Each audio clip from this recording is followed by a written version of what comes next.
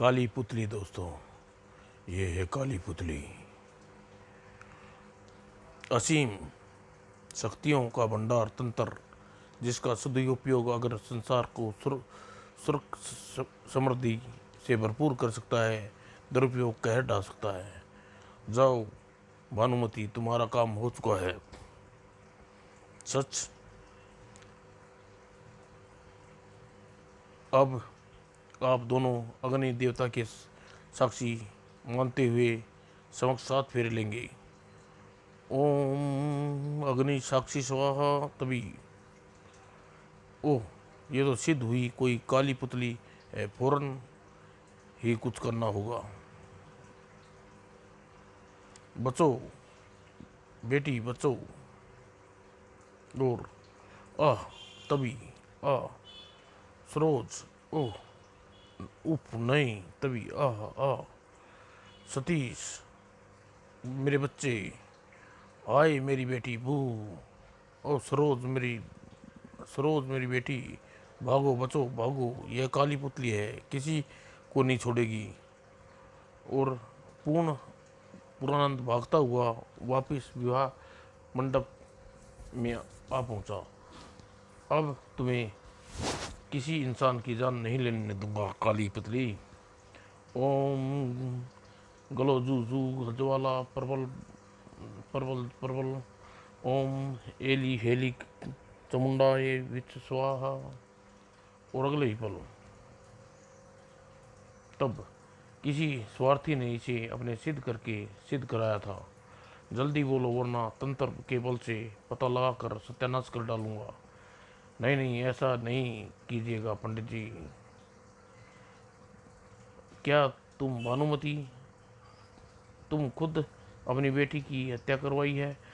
नहीं पंडित जी, यह सब तुम पापिन के कर्मों का फल है, जो मेरी बच्ची को भुगतना पड़ा। वो और फिर भानुमति सारी कहानी कहने लगी। सरोज और सतीश एक दूसरे से प्यार करते थे। मैं तुम्हारे बिना जिंदा नहीं रह सकती। ऐसा मत कहो सरोज, ऐसा कभी नहीं होगा। तुम अच्छी तरह जानती हो सतीश, तुम्हारे पिताजी और हमारे डैडी एक दूसरे को पसंद करते हैं। शादी फिर हमारी शादी के लिए भला हाँ भी कैसे भर सकते हैं सतीश? कभी कभी मुझे डर लगता है कहीं हमारे घर वाले शादी के लिए राजी न हुए तो क्या होगा। तुम चिंता मत करो सरोज, मैं आज ही पिताजी जी से इस बारे में बात करूंगा। चलो अब चलता हूँ घर। और मैंने सरोज से कह तो दिया, लेकिन पिताजी से शादी के लिए तैयार हो जाए जल्दी। अगर सतीश की शादी कहीं और तय हुई तो मेरा क्या होगा। और जैसे ही सतीश अपने घर पहुंचा, आओ आओ सतीश, सतीश यह मेरा बेटा सतीश, नमस्ते जुग जुग बेटा। हंसराज जी, हमें लड़का पसंद है, तो देर किस बात की? जल्दी से कोई शुभ मुहूर्त निकाल लीजिए, काम पूरा कीजिए राम निवास जी। क्या लड़का लड़की नहीं देखना चाहेगा भाई साहब? मैंने रमा को देखा है बहन जी। और सतीश मेरी पसंद पर कभी एतराज़ नहीं कर सकता। ठीक है हंसराज जी, आप सिर्फ मुहूर्त निकलवा कर आपको खबर कर देते हैं। उसके जाने के बाद बेटे, अपनी तो किस्मत खुल गई। रमाकांत जी अपनी लड़की की शादी पूरे 5 लाख रुपए दे रहे हैं। लेकिन डैडी, मुझे यह शादी मंजूर नहीं है। आपकी लड़की आपकी पसंद की लड़की से शादी करना चाहता हूँ क्या? जी हाँ, मैंने घीसाराम जी की लड़की सरोज को अपना जीवन साथी बनाने का निश्चय कर लिया है। क्या कहा तुम घीसाराम की लड़की से शादी करोगे? जी हाँ। तो फिर मेरी बात ध्यान से सुनना। अगर तुम घीसाराम की इस लड़की को इस घर में लाने की कोशिश की तो तुम मेरी लाश देखने को मिलेगी।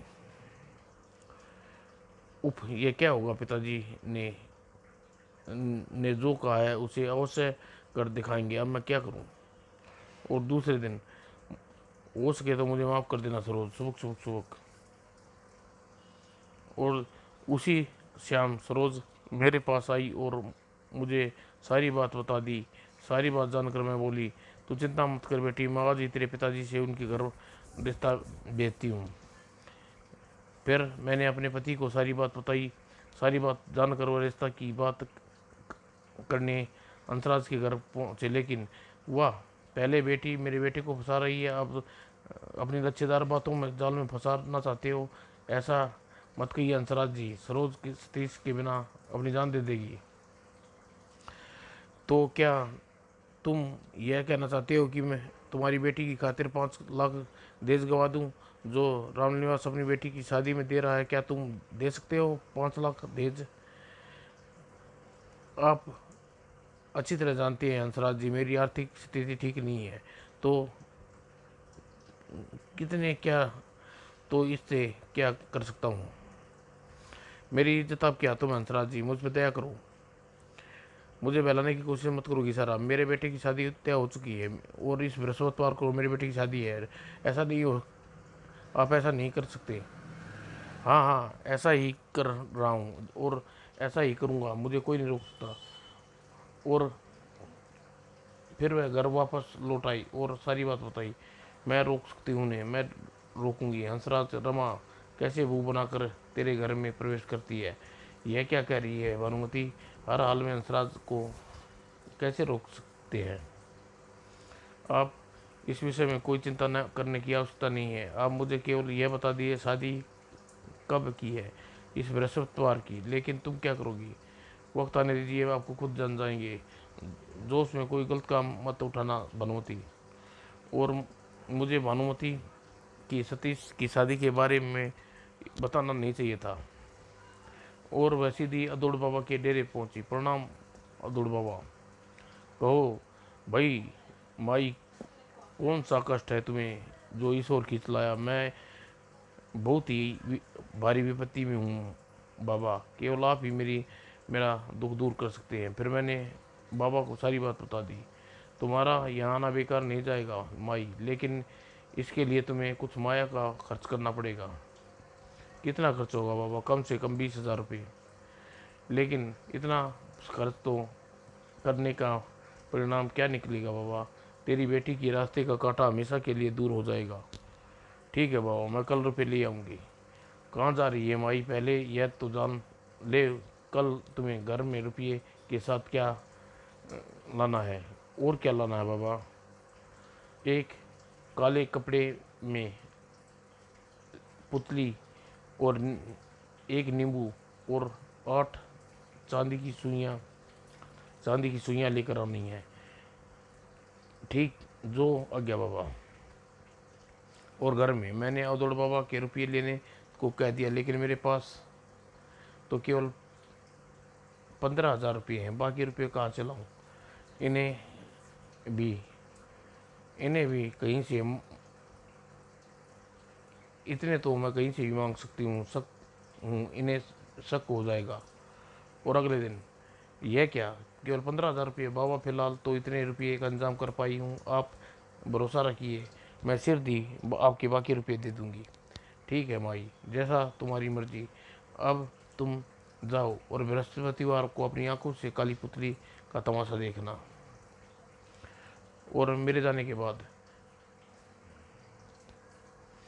जी सूंग बांग प्रेत जागर मालम छेतु जाग जीवन क्रू कराक स्वाहा और फट फट स्वाहा। और अगले क्षण बृहस्पतिवार आ गई। माई, देख मेरा कमाल। इस खोपड़ी के कंकाल की आंखों में दृष्टि डाल और उसकी आंखें अपने आप दुश्मन का सर्वनाश कर देगी। यह क्या बाबा? यह तो उनकी शादी हो रही है। चुपचाप तमाशा देख देख माई, आगे क्या होगा यह खुद नजर आएगा। और कहने के साथ ही जय काली और भद्र काली माँ काली, जय खप्पर वाली, तेरा वार न जाए खाली। और चजाक चजाक, ओह, उधर खोपड़ी की आंखें में उलझ कर दृश्य बदल रहे थे। आह, मर गई, आह, कोई मेरे पेट में सूल चुभा रहा है। और आह आह आह मेरी बेटी। और तभी तेरा काम हो गया माई, कल बाकी रुपये पहुंचा देना, अब तू जा। जो गया बाबा। वापिस लौटते उप मेरे कारण एक निर्दोष की जान चली गई, लेकिन अगर वह न मरती तो मेरी बेटी भी की जान गवा बैठती। भला उसका भला क्या दोष। और असली दोषी तो हंसराज है, जिसके लालच में अंधे होकर मेरी बेटी को ठुकरा दिया। अब देखती हूँ कौन लड़की सतीश से शादी करती है। क्या हुआ बेटी, तू रो क्यों रही है। मम्मी आज बृहस्पतिवार है, तूने तो कहा था कि तुमने अपनी माँ पर पूरा भरोसा नहीं नहीं है क्या बेटी। विश्वास रखो सतीश, केवल तुम शादी होगी। आओ भीतर चलो। और कुछ देर बाद गजब हो गया भानुमति, सुना है सतीश की दुल्हन फेरे लेते हुए मौत के ग्रास में होगी। ओह, फेरे लेते हुए एकाएक उसके पेट में दर्द उठा और वह प्राण त्याग दिए। ओह, यह तो बहुत बुरा हुआ बेचारी के साथ। हाँ, लेकिन भगवान जो करता अच्छा ही करता है। देखना कैसे हंसराज समय आकर तुम्हारी बेटी का रिश्ता मांगेगा। और फिर उसी दिन मैंने अपनी सहेलियों की मदद से सारे शहर में यह बात फैला दी, हंसराज के घर ब्याह कर जाने वाली दुल्हन अभी श्रापित के कारण ऐसे ही मर जाएगी। और परिणाम स्वरूप कुछ ही दिनों में बाद हंसराज हमारे घर यहाँ आई। गीसाराम जी, मैं सतीश के लिए आपकी बेटी सरोज का हाथ मांगने आया हूँ। आह मम्मी, यह क्या कह रहे हैं। लेकिन बेटी लेकिन हमारी बेटी सतीश से शादी करने का विचार त्याग दिया है। ऐसा मत कहिए बहन जी। मैं मानता हूँ कि मैं लालच में अंधा हो गया था, लेकिन भगवान ने मेरी आंखें खोल दी। आप मुझ आप लोगों मुझ पर रहम कीजिए। ठीक है, हम आपकी तरफ संग दिल नहीं है। जो घर आए को खाली हाथ लौटा दे। हम रिश्ता मंजूर है। आगे मैं जानता हूँ कि उन दोनों की शादी तय हो गई, और शादी काली पुतली यहाँ तक आना वह मैं बताती हूँ। अपना काम बनते ही मैं आधेड़ के बाकी रुपया देना भूल गई। और परसों रात जब मैं सोई थी, भानुमती, तुम भूल गई कि तुमने मेरा कर्ज है। अगर तूने अपना काम अपना काम होने होते ही उन्हें चुकाने का वादा किया था। ओह, यह मुझसे कैसी भूल हो गई। सुबह होते ही अधेड़ बाबा का रुपये दे के आऊँगी। और अगले दिन मैंने किसी तरह 5,000 रुपये एकत्रित कर दिए, लेकिन ब्याह की तैयारी में फंसी होने के कारण अधेड़ बाबा के पास जा ना पाई। लेकिन मुझे जीवित तो कर दिया अधे लेकिन तूने जीवित तो कर दिया अधेड़ बाबा। मुझे पीने के रक्त दे, वरना मैं तेरे प्राण ले लूँगा। ओह, रात को रात को आदिल बाबा की डेरी पहुंची। उफ, यह काली पुतली है या प्रेतनी। हाँ हाँ, तू मेरे प्राण लेगी काली पुतली। अब देख मैं तुझे इस नरमुंड के तेरे सूक्ष्म रूप में कैसे कैद करता हूँ। तभी हाँ हाँ, रुक जा डायन, रुक जा। ओम चामुंड काली अंजाम सिंह। ओह, मौत के सामने पाकर अधेड़ बाबा ने मंत्रों उल्ट पुल्ट उच्चारण करना लगा।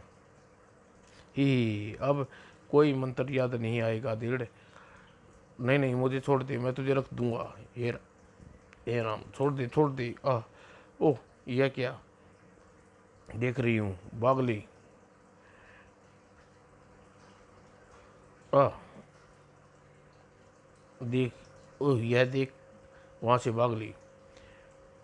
ओह, यह तुम नहीं जानती थी कि भानुमति तुम्हारे सर्वनाश ने यह प्रेत शक्ति को जिंदा करवा डाला। लेकिन अब मैं नहीं चाहता कि कोई इस काली पुतली का शिकार हो। और फिर पंडित पूर्णचंद ने वहीं दूसरा गड्ढा खुदवाया और काली पुतली को दफन करवा दिया। अगली रात गीसाराम तूने तो गीसाराम तूने और तेरी पत्नी ने दिन अपने घर मेरा अपमान किया था, उसका बदला अवश्य लूंगा। जिस काली पुतली के बल पर तू भानुमति ने गीसाराम ऐंठ रहे थे, मैं उसे काली पुतली की का नज़ारा दिखाऊंगा। और ये सोच वह बाहर आया खुर्र,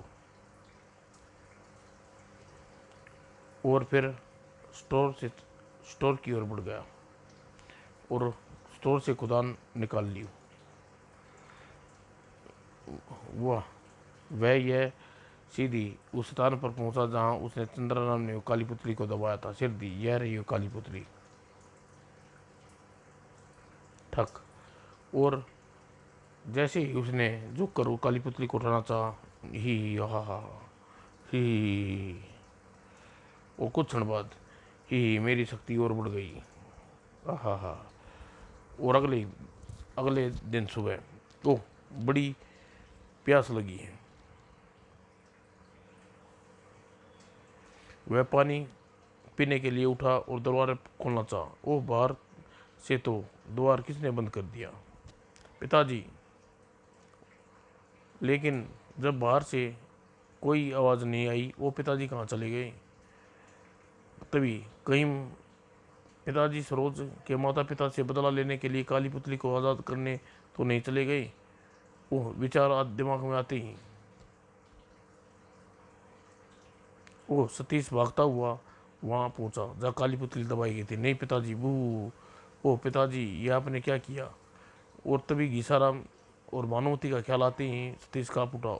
उप नहीं, काली पुतली उन दोनों की जान ले लेगी। मुझे जल्दी से पंडित पूर्णचंद के पास पहुंचना चाहिए। काली पुतली वही काबू कर सकते हैं। वो डिग डिग डिग डिग कहिए, मैं पंडित जी से मिलने आया हूँ, बहुत ज़रूरी काम है। लेकिन वे तो घर पे नहीं है। कहाँ गए हैं? कुछ पता करने गए। उफ, अब क्या करूँ? सोचता हुआ सतीश घर के और सतीश घीसाराम के घर की ओर भागा और उधर घीसाराम के घर पर टन टन टन टन। ओह, जैसे द्वार खुला, ही अपनी शक्ति अपनी शक्ति बढ़ाने के लिए काली पुतली तुम दोनों के प्राण लेगी। और अगले ही पल काली शक्ति पुतली उन दोनों से किसी की तरफ झपटी। तभी लेकिन पुतली उससे टकराई। ही स्वामी, ही यह तो बेहोश हो गया, अब कौन बचाएगा? और तभी अगले ही पल उफ, ही यह गई, अब इसे देखती हूँ। और अगले ही पल तभी ही अगले ही पल ओह, कुछ देर बाद जब सतीश को हंसाया, पंडित जी आप यहाँ, वह पुतली कहाँ गई? उसे वह नष्ट हो गई है पुत्र, देखो राख का ढेर। लेकिन पंडित जी आप यहाँ कैसे पहुँचे? तुम्हारे पिता की मृत्यु की खबर मिलते ही मैं समझ गया कि काली पुतली आज़ाद हो गई है। इसलिए मैं बाबे के इसलिए मैं भोले बाबा का यह त्रिशूल लेकर यहाँ आया, और काश मैं उसी रोज़ समाप्त कर देता, इतनी जाने न जाती। समाप्त दोस्तों।